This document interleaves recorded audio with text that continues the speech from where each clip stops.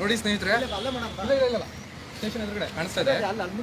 ಇಲ್ಲ ನೋಡಿ ಸ್ನೇಹಿತರೆ, ಈಗ ಈ ಹುಡುಗರನ್ನ ಈಗಾಗಲೇ ಒಳಗೆ ಕರ್ಕೊಂಡೋಗಿದ್ದಂಥ ಪೊಲೀಸರು ಇವ್ರ ಮೇಲೆ ಸಿಟಿ ಕೇಸ್ ಹಾಕ್ಬಿಟ್ಟು ವಾಪಸ್ ಬಿಟ್ಟಿದ್ದಾರೆ. ನೀವು ನೋಡ್ತಾ ಇದ್ದೀರಾ, ವಾಪಸ್ ಬಿಟ್ಟಿದ್ದಾರೆ ಅವರು. ಆಯ್ತಾ, ವಾಪಸ್ ಬಿಟ್ಟು ಈಗ ಮತ್ತೊಂದು ಪ್ರಕರಣ ಇವ್ರ ಮೇಲೆ ಫೈಲ್ ಮಾಡಬೇಕು ಅಂತ ಹೇಳ್ಬಿಟ್ಟು ಒಳಗೆ ಯತ್ನ ನಡೀತಿದೆ. ಏನಂತ ಗೊತ್ತಾ ಪ್ರಕರಣ?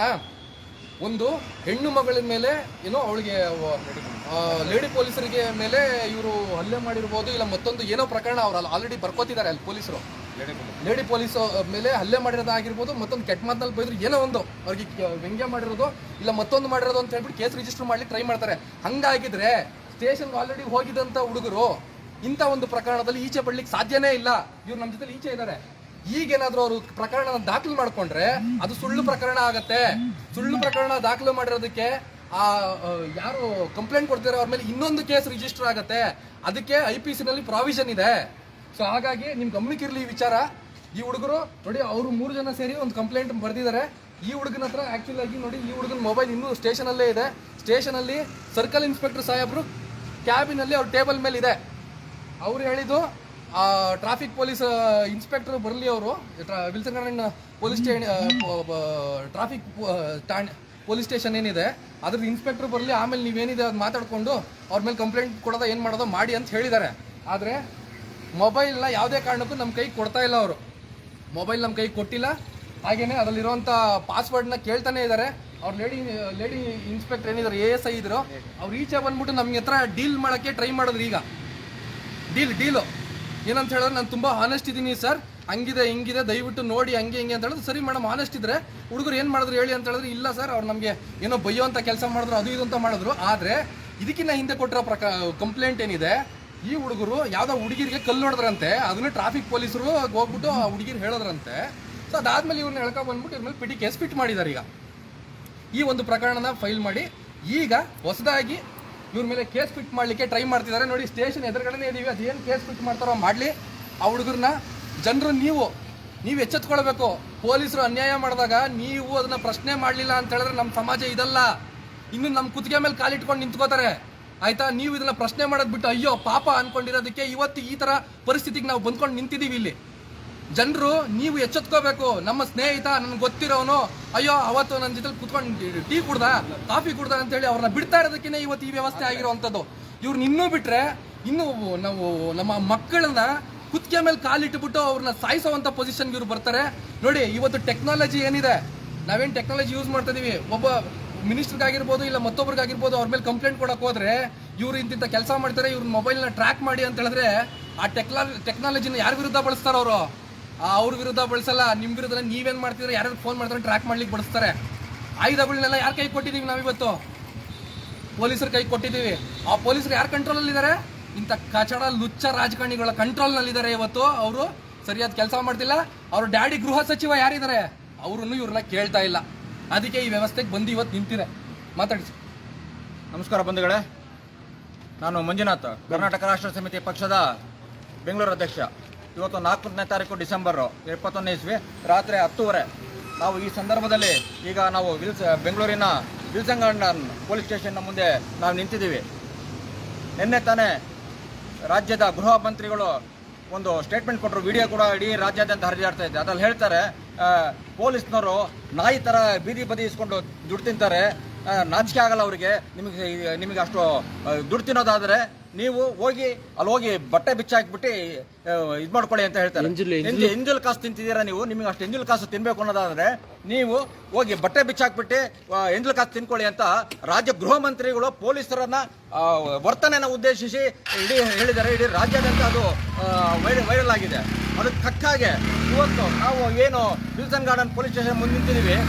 ಇದರ ಹಿಂದುಗಡೆನೆ ಟ್ರಾಫಿಕ್ ಪೊಲೀಸ್ ಸ್ಟೇಷನ್ ಇದೆ.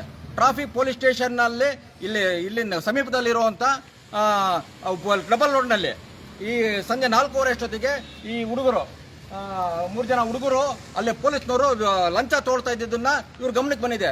ತಕ್ಷಣ ಇವರು ವಿಡಿಯೋ ಮಾಡಿದ್ದಾರೆ. ಅದನ್ನ ವಿಡಿಯೋ ಮಾಡಿದ ತಕ್ಷಣ ಅವರೆಲ್ಲರೂ 7-8 ಜನ ಪೊಲೀಸ್ನವರು ಇದ್ದರು ಅಂತ ಹೇಳ್ತಾರೆ. ಒಬ್ಬರು ಮಹಿಳಾ ಪೊಲೀಸ್ನವರು ಇದ್ರು ಅಂತ ಹೇಳ್ತಾರೆ.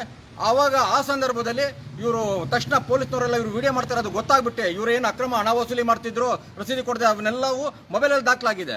ಅದನ್ನ ದಾಖಲಾಗಿರೋದನ್ನ ನಾಶ ಮಾಡಬೇಕು ಅನ್ನೋದು ಏಕೈಕ ಉದ್ದೇಶದಿಂದ ಇವ್ರ ಮೇಲೆಲ್ಲ ಹಲ್ಲೆ ಮಾಡ್ತಾರೆ. ತಕ್ಷಣ ಇವ್ರನ್ನ ಇಟ್ಕೊಳ್ತಾರೆ. 8 ಜನ ಪೊಲೀಸ್ನವ್ರನ್ನ ಇವ್ರನ್ನ ಹಿಡ್ಕೊಂಡು ಒಳಗೆ ಮಾಡಿ ಇವ್ರ ಜೋಬಲ್ಲಿ ದುಡ್ಡನ್ನು ಕಸ್ಕೊಳ್ತಾರೆ. ಆ ನಂತರ ಇವ್ರನ್ನ ಇಲ್ಲಿಗೆ ಕರ್ಕೊಂಡ್ಬರ್ತಾರೆ. ಕರ್ಕೊಂಡು ಬಂದು ಇವ್ರ ಜೊತೆಯಲ್ಲಿ ಒಂದು ಪಿಟಿಕೆ ಶೋ ಆಗ್ತಾರೆ. ಇವ್ರಿಗೆ ನಾವು ಏನು ಸಾರ್ವಜನಿಕವಾಗಿ ಹುಡುಗಿಯರಿಗೆ ಕಲ್ಲು ಹೊಡ್ತಿದ್ರು ಅಂತ ಹೇಳಲಾಗ್ತಾ ಇದೆ. ಆದರೆ ಆ ನಂತರ ಇವ್ರ ಮೇಲೆ ಒಂದು ಪಿಟಿಕೆ ಹಾಕಿ ಇವ್ರಿಗೆ ಬಿಡ್ತಾರೆ.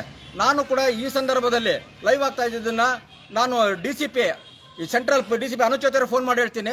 ಅವರು ನಿಮಗೆ ಇನ್ನೂ 350 ಕೇಸ್ ಹಾಕಿಲ್ವಲ್ಲ, ಅದಕ್ಕೆ ಹಿಂಗೆ ಮಾಡ್ತಿದ್ದೀರಾ ಅಂತ ಹೇಳ್ತಾರೆ.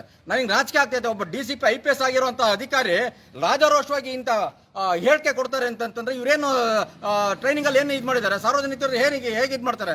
ಇವರ ಭ್ರಷ್ಟಾಚಾರವನ್ನು, ಇವರ ಅಕ್ರಮ ಹಣ ವಸೂಲಿಯನ್ನು ಪ್ರಶ್ನೆ ಮಾಡೋದನ್ನೇ ಇವರು ಪ್ರಶ್ನೆ ಮಾಡೋರ ವಿರುದ್ಧ 350 ಕೇಸ್ ಹಾಕಿನಿ ಅಂತ ಹೇಳ್ತಾರೆ.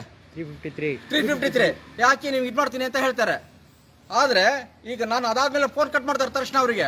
ನಾವು ತಕ್ಷಣ ಇವರು ಸ್ಪಂದಿಸಿದ್ದಾರೆ ಅಂತ ನಮ್ಮ ಬೆಂಗಳೂರಿನ ಕಾರ್ಯದರ್ಶಿಗಳು ಇಬ್ರು, ಜೀವನ್ ಹಾಗೆ ರೋಲ್ಯಾಂಡ್ ಕೂಡ, ಅವರು ಕೂಡ ಇಲ್ಲಿ ಬಂದಿದ್ದಾರೆ. ಅವ್ರು ಬಂದಿದ್ದಾರೆ ಅನ್ನೋ ಕಾರಣಕ್ಕೆ ರೋಲ್ಯಾಂಡ್ ನಮ್ಗಿಂತ ಮೊದಲಿದ್ರು, ಇದನ್ನೆಲ್ಲ ಈಗಾಗಲೇ ಲೈವ್ ಮಾಡಿದ್ರು. ಆನಂತರ ನಾವು ಕೂಡ ತಕ್ಷಣ ಏನೋ ಒಂದು ಗಂಭೀರವಾಗಿ ಇದು ನಡೀತಾ ಇದೆ ಅನ್ನೋ ಕಾರಣಕ್ಕಾಗಿ ನಾನು ಜೀವನ ತಕ್ಷಣ ಬಂದು ಇಲ್ಲಿ ಇದು ಮಾಡಿದ್ದೀವಿ. ಈಗ ಅದ್ರ ಮಧ್ಯದಲ್ಲಿ ಅವರು ಲೇಡಿ ಪೊಲೀಸ್ ಬರ್ತಾರೆ. ಅವ್ರಿಗೆ ನೇಮ್ ಪ್ಲೇಟ್ ಕೂಡ ಇಲ್ಲ. ಅವ್ರು ಯಾರು ಸಿಬ್ಬಂದಿ ಅನ್ನೋದನ್ನ ಮರೆಮಾಚೋ ದೃಷ್ಟಿಯಿಂದ ನೇಮ್ ಪ್ಲೇಟ್ ಕೂಡ ಕಿತ್ತಾಕಿದ್ದಾರೆ. ಕಿತ್ತಾಕ್ಬಿಟ್ಟು ಇವತ್ತು ನಾವು ಏನೂ ಮಾಡಿಲ್ಲ, ನಾವು ಅವರೇ ನಮ್ಮ ಮೇಲೆ ಇದರ ಏನಂತ ಅಸಹ್ಯವಾಗಿ ಇದು ಮಾಡ್ತಿದ್ರು ಅನ್ನೋ ರೀತಿಯಲ್ಲಿ ಸುಳ್ಳು ಕತೆ ಕಟ್ತಾ ಇದ್ದಾರೆ. ಹಂಗಿದ್ದಾಗ ಯಾಕೆ ಇವರು ಹೊರಗಡೆ ಇರ್ತಿದ್ರು? ಈ ರೀತಿಯಾಗಿ ಈಗ ನಾವೀಗ ದೂರು ಕೊಡ್ತೀನಿ ಈಗ ಅಂತ ಹೇಳ್ತಾ ಇದ್ದಾರೆ. ಅಂದರೆ ಸುಳ್ಳು ದೂರು ಸೃಷ್ಟಿ ಆಗ್ತಾ ಇದೆ ಒಳಗಡೆ. ಈಗ ಪೊಲೀಸ್ನವರು, ಟ್ರಾಫಿಕ್ ಪೊಲೀಸ್ನವರು ಇದಾಗ್ತಿದ್ದಾರೆ. ಈ ಟ್ರಾಫಿಕ್ ಇನ್ಸ್ಪೆಕ್ಟರ್ ಕೂಡ ಈಗ ಬಂದರು. ನೋಡೋಣ ಈಗ ನಾವು ಅವ್ರ ವಿರುದ್ಧ, ಇವರ ಅಕ್ರಮ ವರ್ತನೆಗಳ ವಿರುದ್ಧ ಸುಳ್ಳು ದಾಖಲು ಮಾಡ್ತಾ ಇದ್ದಾರೆ ಅಂತಲೇ ನಾವು ಅರ್ಜಿನೆಲ್ಲ ಹಾಕಿ ಈಗ ನಾವು ಪೊಲೀಸ್ ಸ್ಟೇಷನ್ ಒಳಗೆ ಹೋಗ್ತಿದ್ದೀವಿ. ಈಗ ಅವ್ರು ಏನು ಹೇಳ್ತಾರೆ ನೋಡೋಣ, ಇದು ಮಾಡ್ತಾರೆ ಈಗ ಈ ಸಂದರ್ಭದಲ್ಲಿ ಹೇಳಿ. ಅದರ ಜೊತೆಗೆ ಸ್ನೇಹಿತರೆ, ನಾನು ಈಗಾಗಲೇ ಲೈವ್ ಬಂದಿದ್ದು ಸುಮಾರು ಒಂದೂವರೆ ಗಂಟೆಗಳಾಗಿರ್ಬೋದು ಲೈವ್ ಬಂದು ಮಾಡಿ. ಈವರೆಗೂ ಪೊಲೀಸರು ಮೊಬೈಲ್ ಫೋನ್ನ ಕೊಟ್ಟಿಲ್ಲ. ನೋಡಿ, ಸ್ಟೇಷನ್ ಮುಂದೆ ನಿಂತ್ಕೊಂಡು ಜೋರಾಗಿ ಹೇಳ್ತಿದ್ದೀನಿ, ಪೊಲೀಸರು ಮೊಬೈಲ್ ಫೋನ್ ಕೊಟ್ಟಿಲ್ಲ. ಆಯ್ತಾ? ಯಾರೊಬ್ರು ಈಚೆ ಬರೋಂಥ ದುಸ್ಸಾಹಸ ಮಾಡ್ತಿಲ್ಲ. ಬಂದ್ರೆ ನಾವು ಸಿಕ್ಕಾಕೋತೀವಿ ಅಂತ ಹೇಳ್ಬಿಟ್ಟು ಒಳಗೆ ಮೊಬೈಲ್ ಫೋನ್ನಲ್ಲಿರೋ ಡೇಟಾನ ಎರೇಸ್ ಮಾಡುವಂಥ ಕೆಲಸ ನಡೀತಿದೆ ಒಳಗಡೆ. ನಾವಿಷ್ಟೊತ್ತು ನಮ್ಮ ವಿಲ್ಸನ್ ಠಾಣೆ ಸಿಬ್ಬಂದಿ ವಿರುದ್ಧ ಏನೂ ಒಂದು ಪ್ರಶ್ನೆಯನ್ನು ಮಾಡಿರಲಿಲ್ಲ, ಧ್ವನಿ ಎತ್ತಿರಲಿಲ್ಲ. ಯಾಕಂತ ಹೇಳಿದ್ರೆ ಇದು ಅವ್ರಿಗೆ ಸಂಬಂಧಿಸಿರುವಂಥ ವಿಚಾರ ಅಲ್ಲ. ಟ್ರಾಫಿಕ್ ಪೊಲೀಸರು ಸುಳ್ಳು ಹೇಳ್ತಾ ಇರುವಂಥ ವಿಚಾರ. ನೀವು ದಯವಿಟ್ಟು ಇನ್ವಾಲ್ವ್ ಆಗಬೇಡಿ ಅಂತ ಹೇಳಿ. ಆದರೆ ಇಲ್ಲೆಲ್ಲೋ ಕಾಣಿಸ್ತಾ ಇದೆ ಈಗ ಇವ್ರನ್ನ ಸೇರ್ಕೊಂಡು ಸಾಕ್ಷಿನ ನಾಶ ಮಾಡುವಂಥ ಯತ್ನ ಮಾಡ್ತಿದ್ದಾರೆ ಈಗ ಒಳಗಡೆ ಅಂತ ಹೇಳ್ಬಿಟ್ಟು. ಅವರು ಯಾರ್ದೋ ಮೊಬೈಲ್ನ ತಮ್ಮ ಕಸ್ಟಡಿನಲ್ಲಿ ಹೆಂಗೆ ಇಟ್ಕೋತಾರೆ? ಈ ವ್ಯಕ್ತಿ ಮೇಲೆ ಇದುವರೆಗೂ ಕೇಸ್ ದಾಖಲಾಗಿಲ್ಲ. ಕೇಸ್ ದಾಖಲಾಗಿದ್ರೆ ಇವ್ನು ಈಚೆನೇ ಇರ್ತಾರಲ್ಲ. ಇವರಿಬ್ರು ಹೆಂಗೆ ಈಚೆ ಬಂದ್ರು? ಇವರಿಬ್ರು ಈಗ ಹೊಸದಾಗಿ ಅವ್ರ ಮೇಲೆ ಹೆಣ್ಮಕ್ಳಿಗೆ ರೇಗಿಸಿದ್ರು. ನಮ್ಮ ಲೇಡಿ PSIಗೆ ಕೈ ಮಾಡಿದ್ರು, ಕಲ್ಲು ಹೊಡೆದ್ರು, ಮತ್ತೊಂದು ಕೇಸ್ ರಿಜಿಸ್ಟರ್ ಮಾಡಲಿಕ್ಕೆ ಪೂರ್ತಿ ತಯಾರಿ ನಡೆಸ್ತಾ ಇದ್ದಾರೆ. ಜನರು ನೀವು ಇದನ್ನ ನೋಡಬೇಕು. ನೋಡ್ಬಿಟ್ಟು ಇಂಥ ಅನ್ಯಾಯದ ವಿರುದ್ಧ ಧ್ವನಿ ಎತ್ತನೇ ಇರಬೇಕು. ಇಲ್ಲ ಅಂತ ಹೇಳಿದ್ರೆ ನಮ್ಮಲ್ಲಿ ಇನ್ನು ಹೀನಾಯ ಪರಿಸ್ಥಿತಿ ಬಂದು ಕಿತ್ತೋಗಿರೋ ಸಮಾಜ ಸೃಷ್ಟಿ ಆಗತ್ತೆ ನಮ್ಮಲ್ಲಿ. ನೀವು ಯಾರು ಪ್ರಶ್ನೆ ಮಾಡಲಿಲ್ಲ ಅಂತ ಹೇಳಿದ್ರೆ KRS ಪಕ್ಷ ಇವತ್ತು ಅದನ್ನ ಪ್ರಶ್ನೆ ಮಾಡ್ತಿದೆ. ಹಾಗೆ ನೀವು ನಮ್ಮ ವಿಡಿಯೋನ ದಯವಿಟ್ಟು ನೋಡ್ತಾ ಇರಿ, ಹಾಗೆ ಬೇರೊಬ್ಬರಿಗೆ ಶೇರ್ ಮಾಡ್ತಾ ಇರಿ. ಒಂದು ನಿಮಿಷ. ಈಗ ಲೇಡಿ ಪೊಲೀಸ್ ಬಂದು ಅವ್ರ ಬಗ್ಗೆ, ನಮ್ಮ ಬಗ್ಗೆ ಕೆಟ್ಟದಾಗ ನಡ್ಕೊಂಡ್ರು, ಅಲ್ಲಿ ನಿಂತ್ಕೊಂಡು ಅಂತ ಚುಡಾಯಿಸ್ತಿತ್ತು. ಇವ್ರಿಗೇನೆ ಅವರು ಏಜ್ ಆಗಿರುವಂತ ಲೇಡಿ ಪೊಲೀಸರು ಅವ್ರ ಜೊತೆಲಿ ಈ ಹುಡುಗರು ಆಗಿ ನಡ್ಕೊಳಕ್ ಸಾಧ್ಯ? ಅದು ಪೊಲೀಸ್ನವ್ರ ಜೊತೆಲಿ ಈಗ ನಡ್ಕೊಳಕ್ ಸಾಧ್ಯನಾ? ಎಂತ ಸುಳ್ಳು ಕಟ್ಟಾಗಿ ಕೇಳ್ತಾರೆ ಅಂತ ಹೇಳಿ. ಆಮೇಲೆ ಅವರು ಹೇಳ್ತಾರೆ, ನಾನು ಹೇಳ್ತೀನಿ ಆ ಸಂದರ್ಭದಲ್ಲಿ, ನೀವು ಹೇಳಿದ್ದೆ ಸತ್ಯ ಆಗೋದಾದ್ರೆ ಅವರೇ ರೆಕಾರ್ಡ್ ಮಾಡಿರುವಂತ ಮೊಬೈಲ್ ಅಲ್ಲಿ ರೆಕಾರ್ಡ್ ಆಗಿರುತ್ತೆ, ಅದು ಸಾಕ್ಷಿಯಾಗಿ ಇಟ್ಕೊಂಡು ಅವ್ರ ವಿರುದ್ಧ ಕ್ರಮ ತಗೊಳ್ಬೋದಲ್ಲ ಅಂತ ಕೇಳ್ತೀನಿ ನಾನು. ಅವ್ರೇನು ಮಾತಾಡಲ್ಲ ಅವರು ಅವಾಗ. ಈಗ ಯಾಕೆ ನೀವು ಅದನ್ನ ಡಿಲೀಟ್ ಮಾಡಕ್ ಪ್ರಯತ್ನ ಪಡ್ತಿದ್ದೀರಾ ಅಂತ ಹೇಳಿ ನಾವು ಕೇಳ್ತೀವಿ. ಅದ್ರ ಉತ್ತರ ಇಲ್ಲ ಅವ್ರ ಹತ್ರ. ಅಂದ್ರೆ ಅವ್ರು ಸಾಕ್ಷಿ ನಾಶ ಆಗ್ಬೇಕಷ್ಟೇ. ಅವ್ರು ಹೇಳದೆ ಸತ್ಯ ಆಗೋದು ಅದ್ರಲ್ಲಿ ರೆಕಾರ್ಡಿಂಗ್ ಇರುತ್ತೆ. ಅದು ಅವ್ರೇನ್ ಮಾಡ್ತಾರೆ ನೋಡೋಣ. ಅದನ್ನ ಈಗ ನಾವು ಕಂಪ್ಲೇಂಟ್ ಕೊಡೋದಕ್ಕೆ ಹೋಗ್ತಾ ಇದೀವಿ. ಇದೇನಾಗುತ್ತೆ ನೋಡ್ಕೊಂಡು ನಾವು ಮತ್ತೆ ಈ ಸಂದರ್ಭದಲ್ಲಿ ಮುಂದಿನ ಇದನ್ನ ನಿಮಗೆ ತೋರಿಸೋ ಪ್ರಯತ್ನ ಪಡ್ತೀವಿ. ನಮಸ್ಕಾರ. ಈಗ ಮತ್ತೆ ಏನಾದ್ರು ಡಿಲೀಟ್ ಇದಾಗಿದ್ರೆ ಆಗ್ಲಿ, ನಾವು ಮುಂದೆ ಇದನ್ನ ಹೋಗ್ತೀವಿ ಒಳಗಡೆ ಕಂಪ್ಲೇಂಟ್ ಕೊಡೋದಕ್ಕೆ. ಮುಂದೆ ಏನಾಗುತ್ತೆ ಅನ್ನೋದನ್ನ ನಾವು ಮತ್ತೆ ಇದು ಮಾಡ್ತೀವಿ. ನಡೀರಿ ಬನ್ನಿ, ನಡೀರಿ, ಬನ್ನಿ. ಆಯ್ತು ನಡೀರಪ್ಪ. ನೀವು ನಡೀರಪ್ಪ ಒಳಗಡೆ, ಮುಂದೆ ನಡೀರಿ, ಅಲ್ಲಿವರೆಗೂ ನಡೀರಿ.